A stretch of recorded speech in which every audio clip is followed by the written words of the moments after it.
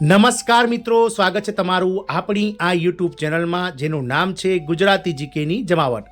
મિત્રો, આપ સૌ જાણો છો તો તે પ્રમાણે અત્યારે હાલ રાજ્યભરમાં શિક્ષકોની ભરતીને લઈ અને મોટો ઉહાપોહ ચાલી રહ્યો છે, કારણ કે સરકાર સમક્ષ ગત 18 અને 19 જૂનના રોજ લાખો ટેટ પાસ ઉમેદવારોમાંથી કેટલાક શિક્ષિત ઉમેદવારો દ્વારા જે છે તે આંદોલન કરવામાં આવ્યું હતું અને ગાંધીનગર સત્યાગ્રહ સાવણી સાથે કરાવેલા આંદોલનના જે પડઘા છે તે સચિવાલયમાં સીએમઓ ઓફિસ સુધી પડ્યા હતા અને સરકારે તત્કાલીન 15 દિવસની અંદર જ રાજ્યમાં 24,700 કાયમી શિક્ષકોની ભરતી થશે તેવો પરિપત્ર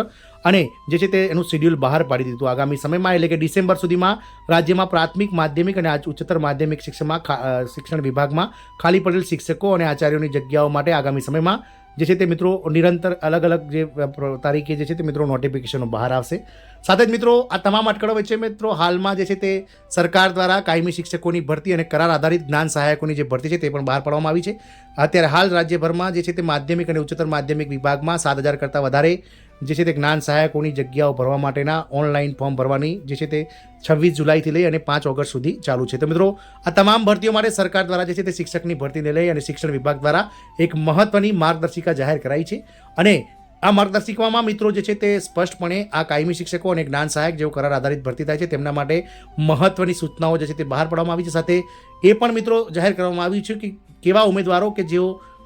જે છે તેમને મિત્રો 5 વર્ષ માટે ગેરલાયક ઠેરવવામાં આવશે, કઈ માહિતી મિત્રો ઉમેદવાર ખોટી આપશે તો તેમને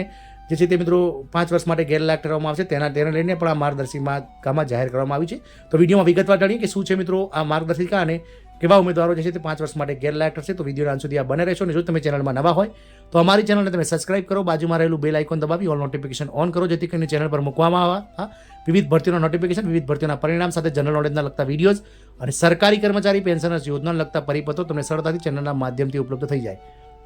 તો મિત્રો હાલમાં હાઈસ્કૂલમાં જ્ઞાન સહાયક માટે ઉમેદવારો પાસે આગામી 5 ઓગસ્ટ સુધીમાં જે છે તે મિત્રો ઓનલાઈન અરજીઓ મંગાવવામાં આવી રહી છે। આપ સૌ જાણો છો તે પ્રમાણે ગત 18 અને 19 જૂને જે છે તે મિત્રો હજારોની સંખ્યામાં લાખો ટેટ પાસ ઉમેદવારો કે જેઓનું મેરિટ સારું છે અને કાયમી શિક્ષક બનવા માંગે છે તેવા ઉમેદવારો દ્વારા ગાંધીનગર ખાતે હલ્લાબોલ કરવામાં આવી હતું, જેનાથી ડઘાઈ અને સરકારે તત્કાલીન જે છે તે મિત્રો 15 દિવસની અંદર એટલે કે 1 જુલાઈ સુધીમાં રાજ્યભરમાં જે છે તે અલગ અલગ વિભાગો જેવા કે પ્રાથમિક, માધ્યમિક અને ઉચ્ચતર માધ્યમિક વિભાગમાં 24,700 શિક્ષકો, મુખ્ય શિક્ષકોની ભરતીની જાહેરાત કરી છે અને એક શેડ્યુલ બહાર પાડ્યું છે, જે અંતર્ગત 1 ઓગસ્ટથી લઈ અને મિત્રો આગામી 31 ડિસેમ્બર સુધીમાં આ 24,700 જગ્યાઓ જે છે તે ક્રમશઃ અલગ અલગ વિભાગોમાં ભરવામાં આવશે તેવી માર્ગદર્શિકા જાહેર કરી છે। સાથે જ મિત્રો ગતરોજ 26 જુલાઈથી જે છે તે મિત્રો 7,000 જેટલી જગ્યાઓ જે હાઈસ્કૂલ એટલે કે ઉચ્ચતર માધ્યમિક અને માધ્યમિક વિભાગમાં ખાલી પડેલ વિષયવાર જગ્યાઓના જે શિક્ષકોની ઘટ પૂર્ણ કરવા માટે સરકારે કરાર આધારિત 11 માસના કરાર આધારિત જ્ઞાન સહાયકની ભરતી માટે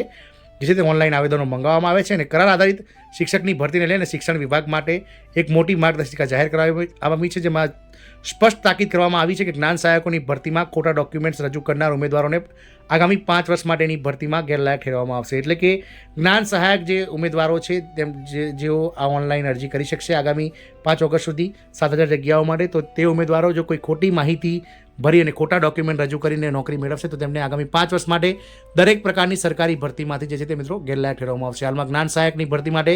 ઓનલાઈન અરજી પ્રક્રિયા ચાલી રહી છે, જે આગામી 5 ઓગસ્ટ સુધી ચાલશે।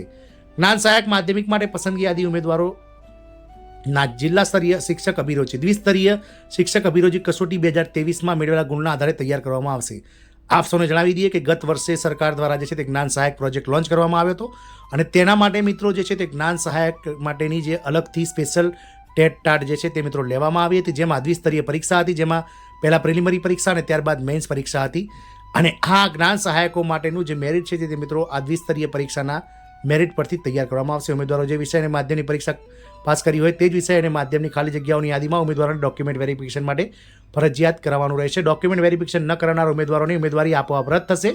અને મેરિટ યાદીમાં તેવા ઉમેદવારોનું નામ કમી કરાશે। ઉમેદવાર દ્વારા જ્ઞાન સહાયક બનવા માટે જો ખોટી માહિતી આપવામાં આવશે અને આપવામાં આવી હશે તેવું માલુમ પડશે તો તેમને આગામી 5 વર્ષ સુધી ઉમેદવારી માટે ગેરલાયક ઠેરવવામાં આવશે। ઉપરાંત બનાવટી દસ્તાવેજો અથવા તો ડોક્યુમેન્ટ સાથે ચેડા કર્યા હોવાનું જણાશે તો તેમની સામે ફોજદારી જે છે તે ગુનો પણ દાખલ કરવામાં આવશે। આમ સરકાર દ્વારા હાલમાં જ્ઞાન સહાયક માટેના જે ફોર્મ ભરાય છે તેના માટેની અલગ અગત્યની માર્ગદર્શિકા જાહેર કરવામાં આવી છે। જય હિન્દ, અસ્તુ।